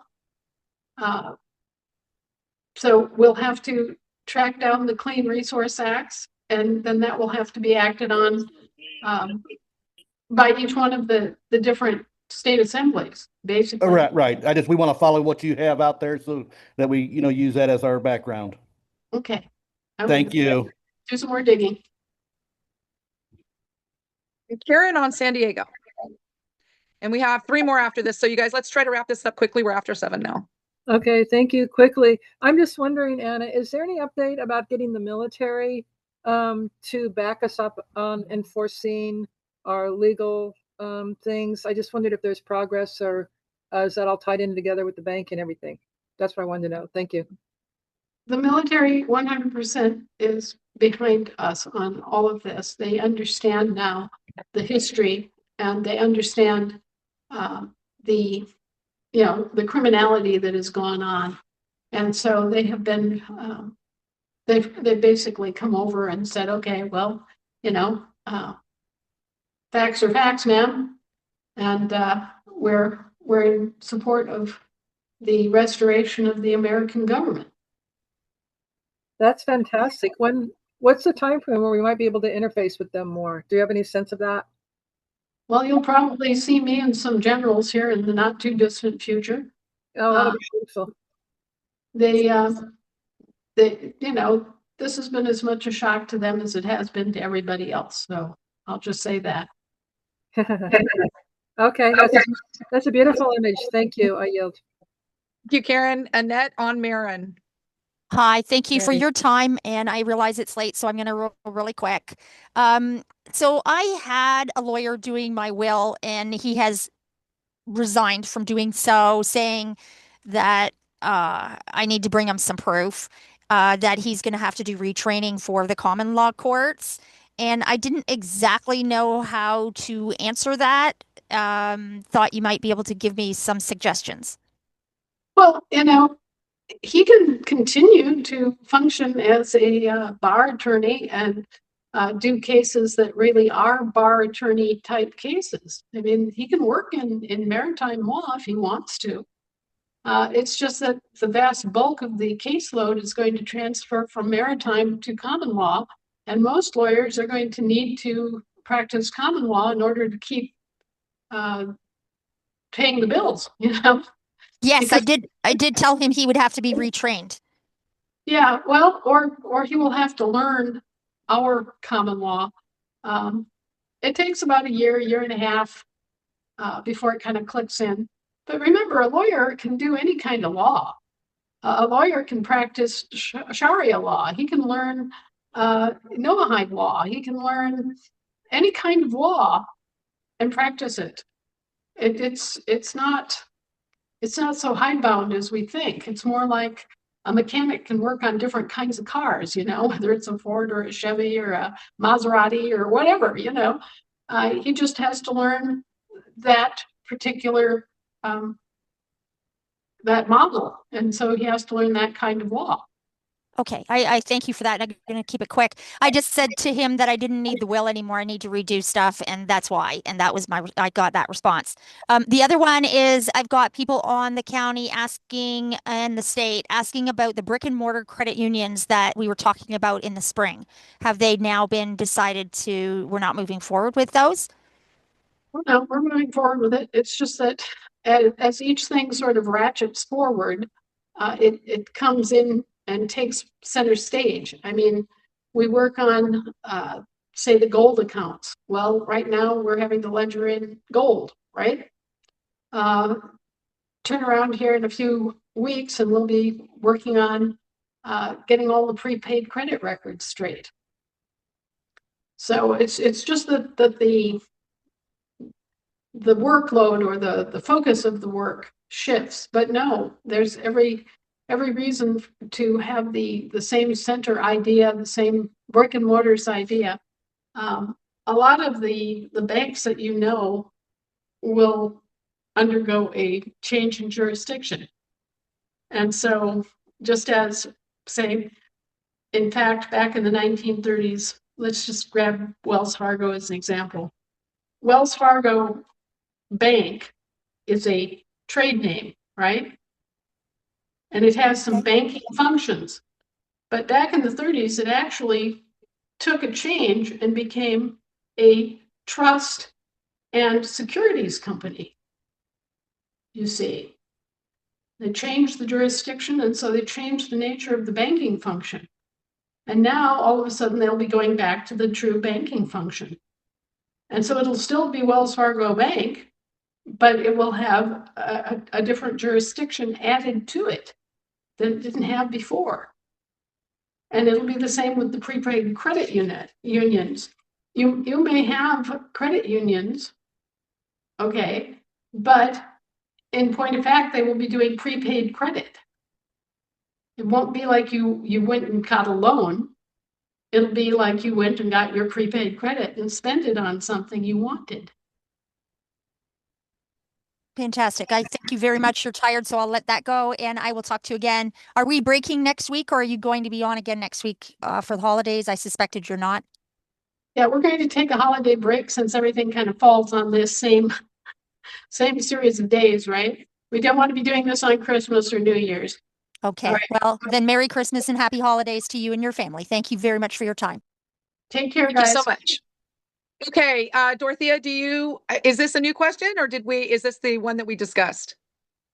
Hi, no, it's a new question. Hi, Anna, I'll be quick, okay? I just need to ask this question. We have a lot of our serving military men and women on Africa's soil waking up to this newness of what happened. Here is my question. They really want to do the process, but they also don't want to kind of jeopardize their income at this point, having a job in the military. So do they totally have to resign to be able to do the process of sovereignty or emancipate? Or can they serve and still do the process, just supporting the assembly in a different way? How will we approach this? Okay, service is a citizenship, but your birthright is your nationality. Okay. So, yeah, you can continue to be in the service of your country, but you are then also a national of your country. All right. So there is no conflict of interest. Your birthright is your birthright. Your nationality is your nationality. And, you know, if you are serving in the armed forces of your country, there is no conflict of interest.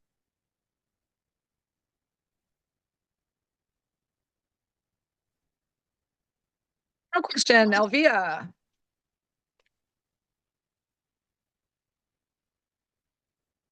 Elvia. Elvia. Elvia. Fuentes. There you are. Hi, I'm so sorry. I had to figure out how to unmute myself. You wanna? Okay, I have three very important questions.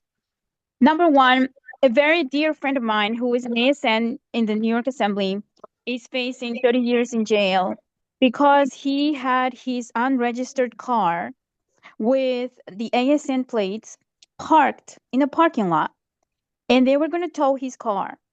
So he went in his car to move his car so it wouldn't be towed. He was unaware that he was being ambushed by the police, and they were just waiting for him to get in his car and move it so they can charge him with driving, you know, a some kind of a DMV violation where he needs to be in the car driving, though he was just moving the car. And he had his some kind of a gun in his somewhere in a bag in his, but he was already arrested and handcuffed. And they asked him, "Do you have any weapons?" And he said, "I have a gun in my baggage, wherever in his waist." So he's now facing multiple felonies, life in prison. And I want to know if I can piggyback on something you said, that they're going to be given orders, and these orders are coming down to them from above, that they're going to have to, you know, switch jurisdictions and the courts are being dismantled. Can I piggyback on that to be his advocate and start communicating with the Human Rights Commission? You know, because he filed a complaint, you know, because everything was recorded on a video.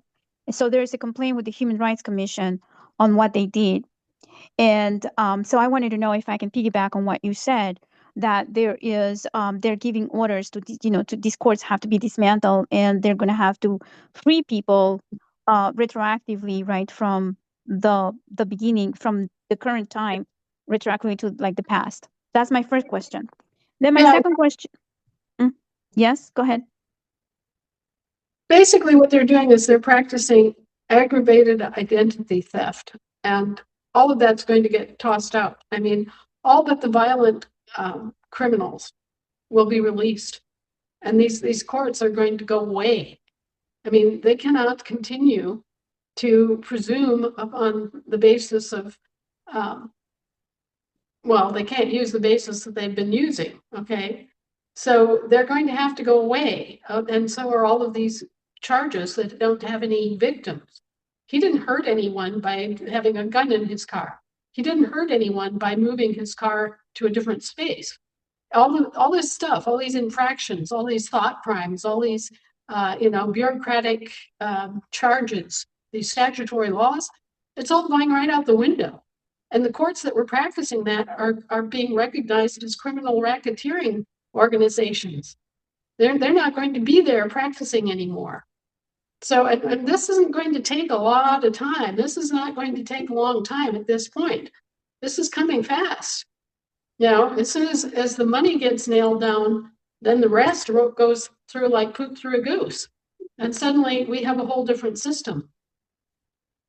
So Anna, so this is, so I understand what you're saying, but you know, on the ground here, it's very real. The harm that we are experiencing is very real. Only like 4 weeks ago, when he showed up at his first hearing and he denied them jurisdiction, the judge said, well, then he's not here. If he's not admitting to being the Mr. Joseph Bandelos, and he said, I'm not a Mr. My name is Joseph. I am not a Mr. And because he did not accept the Mr. part of his name, the judge said he did not appear and issued a warrant for his arrest. And he appeared to the review hearing for a warrant, and he was arrested. He was arrested and then released 24 hours later. So, yeah, well, his situation is aggravated personage. If he had agreed to be a Mr., then he would have been agreeing to be a British territorial citizen. He did not agree to be identified as a British territorial citizen. Okay? That's why he didn't appear. But all this bullshit is going out the window. I'm telling you, it's gone. It's already, for all intents and purposes, they are dead men walking. Everything that they're doing now, they're going to have to undo. And if I can interject, I'm sorry, Anna, not to interrupt you, but I do want to tell you, Elvia, that there are some documents put in the chat for you by Lisa on Ohio. And I have heard of similar situations that you're referencing. So I do know that there are procedurally things that can be done. And Lisa is the queen of these documents. So please check out that chat, grab those documents, read them. And if you have questions, circle back to either Lisa or me, and I'll get in contact with Lisa or however it works. But there are things that can be done. And okay, sure, you can, you can fight the fight, but you've got like less than a month. You know, we're at the end of this. Okay, so exciting. Thank you so much, Anna. And then I have two more questions. I'll try to be very quick. My second question is that I am in the middle of a long-term disability appeal, and it's been going on for about, I don't know, 6 to 7 months. I don't know what to do. Should I continue to appeal it? Am I not allowed to be a natural person in an ERISA plan, which is a trust? So does that disqualify me as an American? It's an employer-paid disability plan, and they're giving me a very hard time accepting me for my benefits. Should I continue to fight that? What is my standing there? That's number two. I forgot my number three question. I had three questions. I'm sorry, I forgot my number three. So I'll just cut it here. Thank you. What you're going to inherit is so much greater than anything that they could ever possibly put together as any kind of employer paid benefit package or disability or anything else, that it's going to be rendered a moot question. You won't need Medicare, you won't need SSI, you won't need any kind of disability insurance. All that stuff is going to be, like the Dark Ages. It's going to be like it was somebody else that lived this life. It'll be completely brand new. And so, sure, you can fight for whatever they owe you. Sure, why not? But it's just a pension. It's money that the employer owes you. And whatever you do after you leave that employer is not their business. It's like I've told so many federal workers, okay, so you worked for the federal government for 16 years, and then you quit and you went and did something else for 16 more years. And now it's time for them to pay up on their pension that was part of your work package, right? It doesn't matter if you're living in Southern California or Morocco. They still owe you the money and they need to write a check and send it. It's that simple. They're corporations. They're no different than 3M or Coca-Cola or any of the other corporations. And it doesn't matter where you live or what you do or what kind of political status you adopt after you leave their employment. They no longer get to crack any whips. You're not their employee anymore, but they still owe you your disability and your pension coverage. Got it. I understand. Thank you so much. That was very valuable. I remember my third question. Can I ask it, please? It's very quick. Okay. Kim is bowing her head. You better hurry up. So Joe, when he appeared in his very last hearing a few days ago, the judge asked him if he was Mr. Bandelos, and he said, "Are you asking for the principal or the agent?" And the judge said the principal, but then he stopped himself. But he very clearly was going to say that, and then he stopped himself. Anna, what do you think about that? What does that mean? It means if you're the principal and you're responsible, okay, you're responsible for the existence of that corporation. If you're the agent of that corporation, then you're in a separate standing with regard to that corporation. You may be there to conduct business for it, but you're not responsible for it. So then the judge said, "Are you an attorney? Are you a licensed attorney?" So does that mean that if to be an agent, you have to be an attorney? Why would he do that? Now, they're talking about public trusts. Okay, they're not talking about him at all. You know, none of this has anything to do with him. It has to do with their person that they created out of thin air, named after him, and now are administering as a public trust property.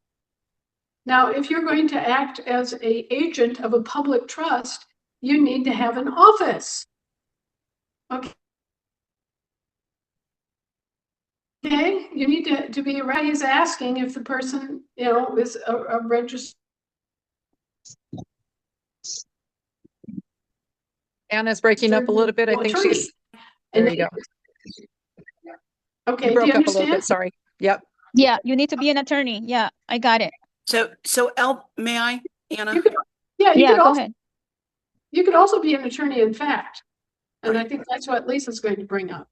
Yeah, you can be an attorney in fact, but a lot of the courts won't even recognize that. It's really difficult. But the documents that I put out there, Elvia, essentially he needs to appear persona propria, and that means in the appropriate person. I'm here in the appropriate person, because they want him to appear pro se, which is under their jurisdiction. And everything that he does, he needs to stand on jurisdiction, because without jurisdiction, without consent, without subject matter jurisdiction, without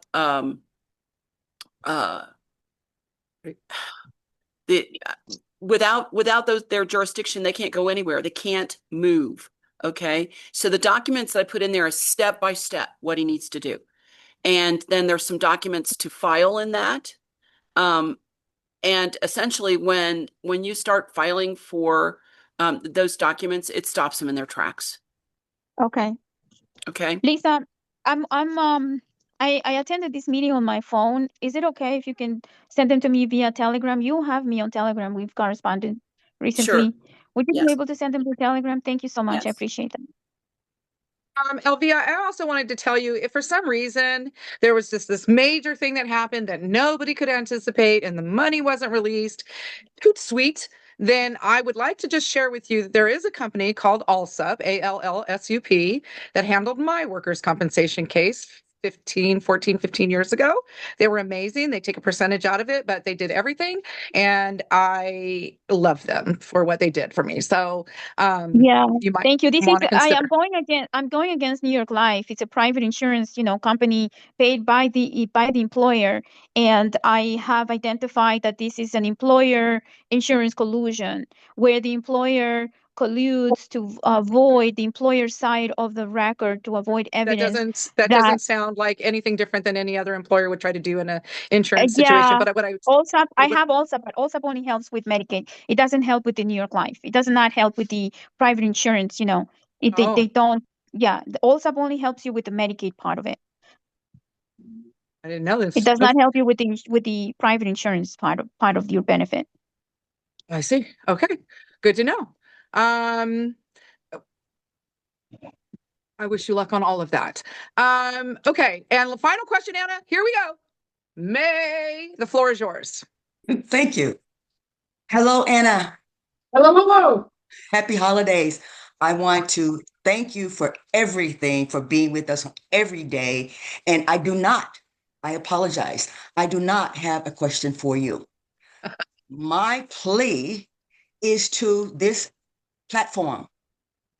Anna has dedicated hours of her life answering questions, showing up every day, putting in 100%.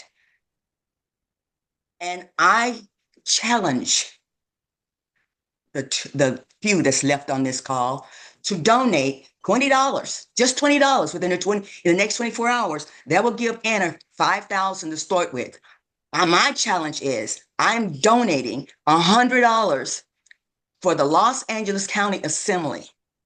And Anna, you will have it within 24 hours, promise. So I co-sign that. Okay. Anyone, any county, any state, I'm asking for 20, but I'm challenging you for 100. And I yield, and thank you very much, Anna, for everything you do. Thank you, May. There is strength in numbers, and when you have more people, and if everybody just even gave $1. Anna, I wanted to ask you about the people that we need to get home for Christmas. Yeah, I know. I know, it's crazy. It's going to cost $18,000 to get them home for Christmas. If everybody who has been signed up gave even $1, we'd have more than enough. You know, but it always seems to be that it's the same people who donate. And of course you can't really directly donate to me because I've been unbanked for years. So the best way to get money to the effort is through the TASA website or through Paul Stramer, who you can always just say, hey, Paul, this is for the Federation. And he'll know that it's a donation for us. But, or, you know, I'm a grandma, right? I put my $20 in the Christmas card and sent it to the grandkid, right? If everybody just stuffed whatever they could afford in a Christmas card and sent it, we'd be over the top in no time. Just because, you know, when you've got that many people, if you've got thousands of people, it doesn't take a whole lot from any one person. You know? So many hands make light work. Many contributors make for smaller amounts, making the big numbers that we need. So anyway, I'm just pointing that out to everybody. And our postal service within the United States is still real honest and still real good. So we have less than a 1% loss of our mail. So that works too. We also take silver. We take silver donations. Paul Stramer sells silver, and he regularly will come up with a few rounds of silver for us that people donate toward the cause. Just by going to www.annavonrights.com. And so you can donate silver if you want to. Good one. I know I had a conversation with you about the people that need to come home, and I had wondered if we had any access to military planes, like space. No, not yet. You know, we have to do all of the signing and dotting and all that, but we will have that kind of capability as the government takes over more of the reins. It's a very daunting process. And, you know, it's like everything else that's happened here. It's like we've done the impossible. And you have to look at that and go, well, there's been divine providence at work here every step of the way. You know, Jim and I used to kind of laugh about it because we'd get down to 39 cents in the bank for this effort, but we never went in the red. Somehow or another, we never went in the red, and we always got all the things that we absolutely had to get done. So yeah, there's been a divine hand in this from day one, and there continues to be today. You know, I'm sitting here and I realize that I don't have the money to get all these folks home for Christmas. And I know that they want to be with their families, and I don't blame them. And I don't think it's right that they should be working and be away from home, you know, because they're volunteers anyhow. And it's a significant sacrifice to miss the holidays with your family. But I also know that A, the money will either magically turn up and the right connections will be there, or B, it won't show up and something else wonderful will happen, something unexpected. So we always, 100% of the time, see this consistency in how things play out. Things don't always play out the way we think they should, but they always work out for the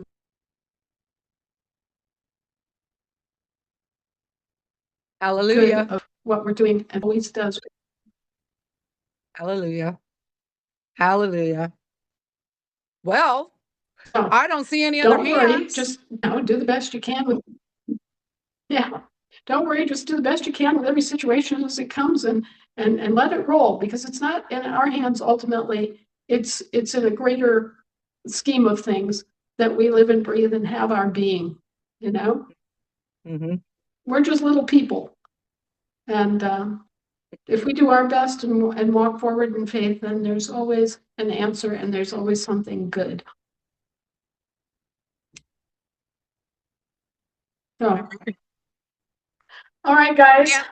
Anna, we thank you. We send you sunshine on your snowy part of the world. And I'd offer rainbows, but you have the northern lights, so I don't think you need them. We thank you so much for everything. Merry If anybody, Thank you. Merry Christmas, everybody. Good night. Merry Christmas, everyone. God bless you all.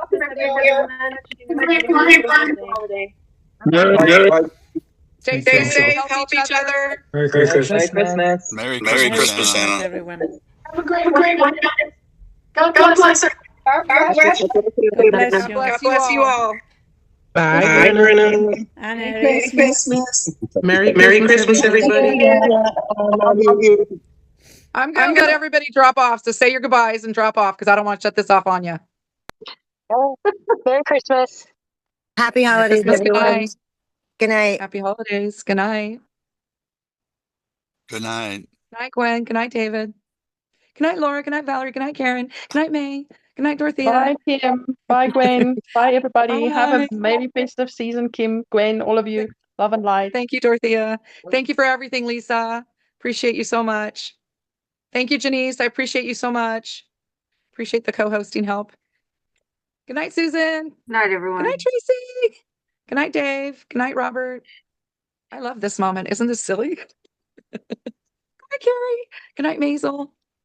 Good night, Sophie. Good night, Solidine. Good night, Mary. Good night, Elaine. Good night, Carrie. Good Good night, night. Jamie. Good night, David. Good night, Alvin. Yep. No, Good night. Alvin. Sorry, Alvin. Good night. I love that name. Yep. Alvin. Alvin. Okay. Oh, good night, David on Ohio. Good night, Robert Blaylock. Good night, Vince Smith. Good night, Michael. Good night, City of Utah, Off Grid Mobile. Good night, Karen on San Diego. Good night, Elaine's phone. Good night, Jody G. Good night, Brandon. Good night, Mary. Good night, Carrie. Where are we at? Good night, Donna Marie. Good night, Jocelyn. Good night, Jan. Good night, Sandra. Good night, Marlene, Shirley, and Kevin. Good night, Mel. Good night, Susan. Good night, Jeannot. Good night, Donna Marie. Good night, Fiona. Good night, Renee. Good night, Mark. Good night, Dee Fredetti. Good night, Donna Marie. Good night, Tony on Idaho. Merry Christmas, Maisel. Good night, Son. Good night, Lori. Good night, Michael. Good night, Deborah Allard. Good night, Marlene. Good night, Kevin. Good night, Mel. Good night, Shirley. Good night, Kenny. Good night, Georgia. Merry Christmas, everyone. Good night, William. Good night, Jan. Good night, Tony on Idaho.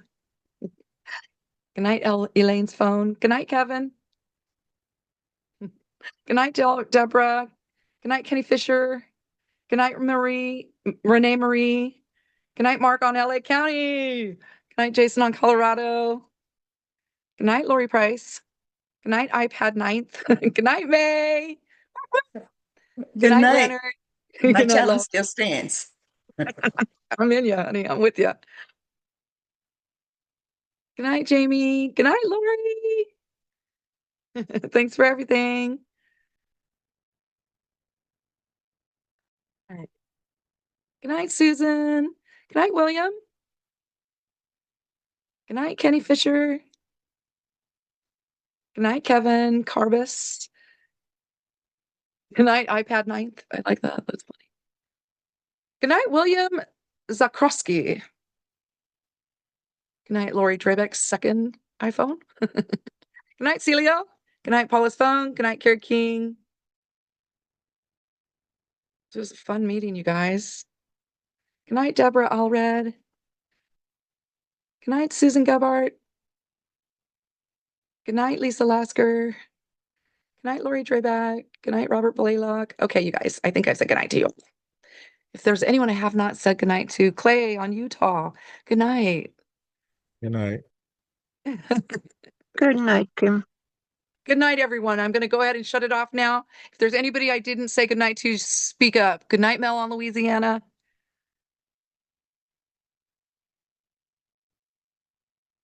You guys are awesome. Thanks for showing up. I hope y'all have a wonderful, wonderful, wonderful next couple of weeks. Good night.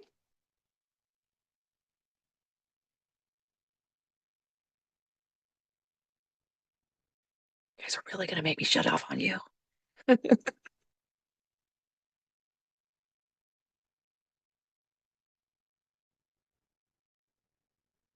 night, all.